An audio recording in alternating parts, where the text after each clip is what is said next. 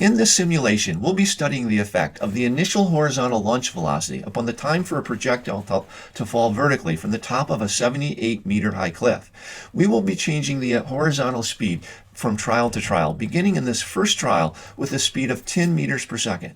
What we notice when we start the simulation is the projectile travels through the air horizontally and vertically, and it takes 3.99 seconds to reach the ground. In the second trial, we're going to up the horizontal speed to 20 meters per second. And we'll see, does this increase in the horizontal velocity affect the time to fall vertically? And what we learn is, once more, it takes 3.99 seconds to hit the ground.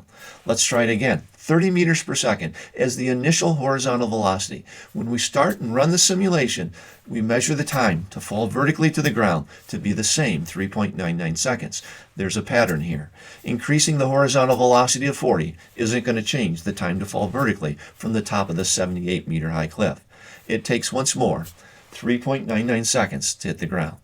Now, if you need to see a fifth trial, we'll do one here at 50 meters per second. But the lesson we learned from this simulation is that the initial horizontal velocity does not affect the time to fall vertically. Perpendicular components of motion are independent of one another.